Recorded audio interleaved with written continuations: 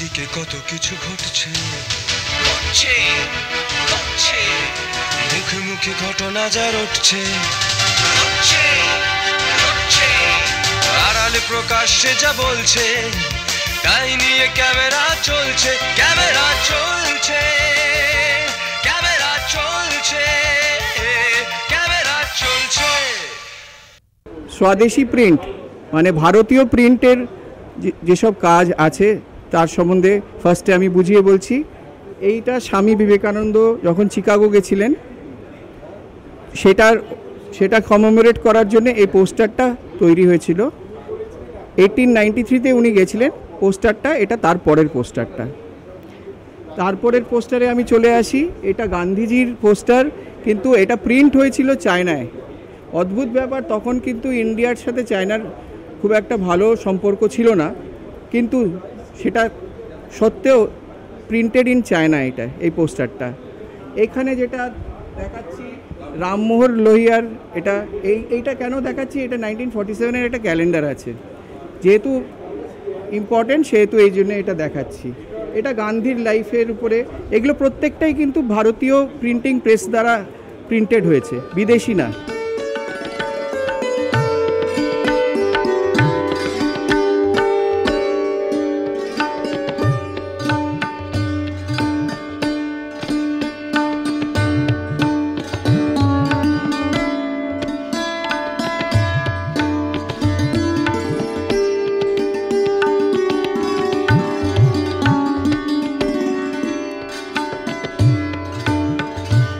সম্প্রতি শ্রী অরবিন্দ ভবনে রাজ থেকে স্বরাজ শীর্ষক একটি প্রদর্শনী আয়োজিত হয়।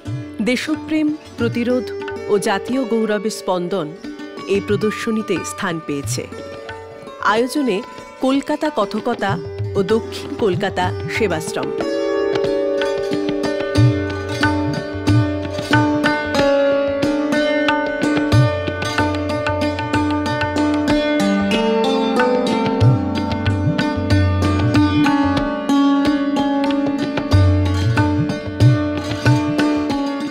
ছবি, পত্রিকা, হাতে লেখা দলিলপত্র ও অতীতের উপাদানের মাধ্যমে ইতিহাসের প্রতিফলন ঘটেছে এই প্রদর্শনীতে।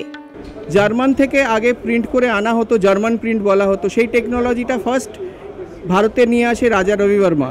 কলকাতার একটা খুব গুরুত্বপূর্ণ আমি কাজ দেখাচ্ছি, এটা এখানকারই printing press Chorbagan art studio, খুবই নামকরা। এর 95% কাজ এখন গ্রেট ব্রিটেনে পাবেন, এখানে আর নেই, সব বিদেশে আছে, বিভিন্ন মিউজিয়ামে আছে। এর কাজ এখন আর পাওয়া যায় না এই প্রিন্টিং প্রেসে, চোরবাগান আর্ট স্টুডিও। এইটা কেন দেখাচ্ছি, এটা খুব ইম্পর্টেন্ট এই কারণে কি, এটা আমাদের উপেন্দ্র কিশোর রায়চৌধুরীর ইউরে অ্যান্ড সানস যে প্রিন্টিং প্রেসটা উনি তৈরি করেছিলেন, যেটা আলটিমেটলি বন্ধও হয়ে গেছিলো, তো তারই একটা নিদর্শন আমি দেখাচ্ছি।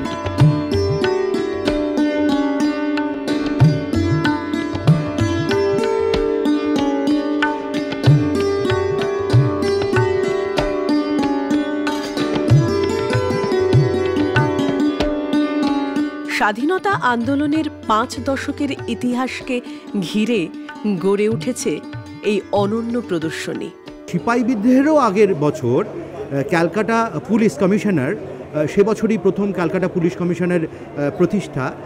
এই কপিতে বলা হচ্ছে বা এই অর্ডারে বলা হচ্ছে যে এখনকার হাইকোর্ট, তখনকার যে সুপ্রিম কোর্ট ছিল, সেই সুপ্রিম কোর্টের প্রোটেকশনের জন্য দুজন কনস্টেবল নিয়োগ করতে হবে। আসলে এই ধরনের অর্ডার থেকে বোঝা যায় যে বছর সিপাহী বিদ্রোহ হচ্ছে তার আগের বছর থেকে এদের মধ্যে একটা ধারণা ছিল যে ভেতরে কিছু সামথিং ইজ স্মোকিং আউট দেয়ার।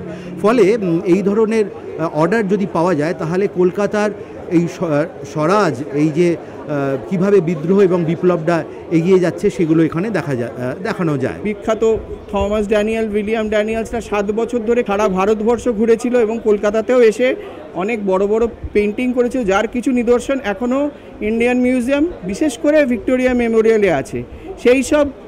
সেগুলোর যেগুলো প্রিন্টসগুলো বেরিয়েছে এগুলোরই তার নিদর্শন।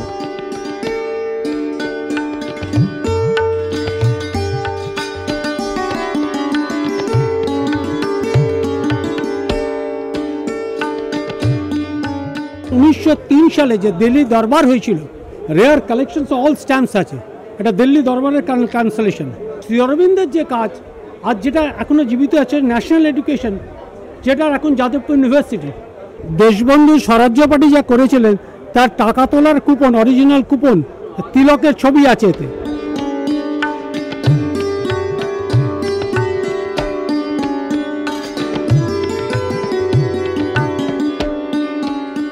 এটি একটি রাষ্ট্রগুরু সুরেন্দ্রনাথ ব্যানার্জির একটি চিঠি। এই চিঠিটি উনি লিখেছিলেন। তারপরে দেখাচ্ছি আমি ইংলিশম্যান, একটি খবরের কাগজ, যেটি পাবলিশ হয়েছিল 1832 সালে, 1832 এটা পাবলিশ হয়েছিল। এটি হচ্ছে সমাজের চন্দ্রিকা 1842 সালের।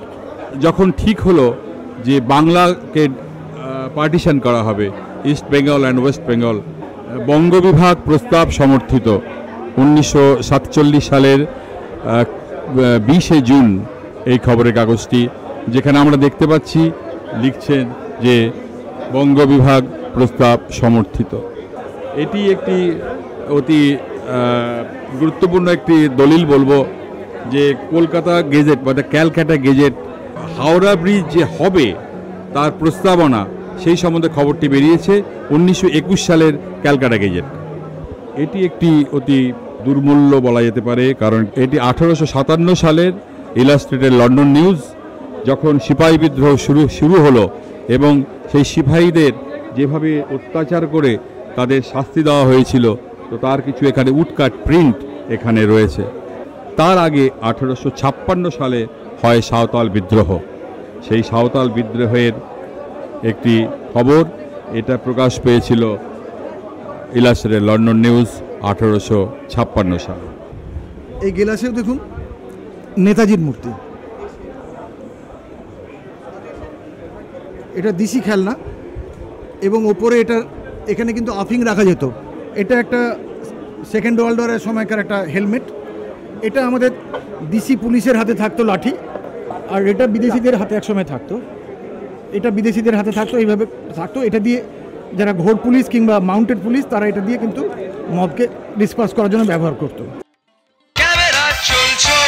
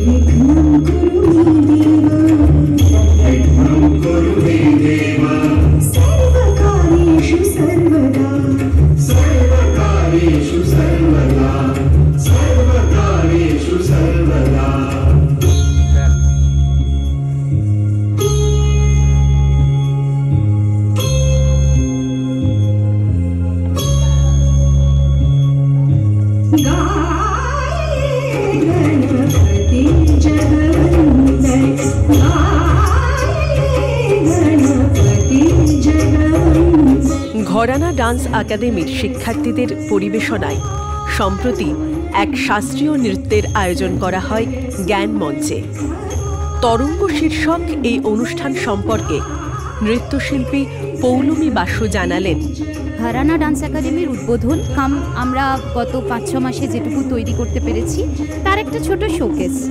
আর এখানে আমি সোলো করছি, আমার সমস্ত স্টুডেন্টরা যেটুকু করছে তারা সবটাই কথকের আন্দাজে করছে। আর আমার বাইরের গেস্ট পারফর্মার কিছু আছে, এবং তারা বিভিন্ন রকম ক্লাসিক্যাল ডান্সের উপর সোলো, ডুয়েট ইত্যাদি পারফর্ম করছে।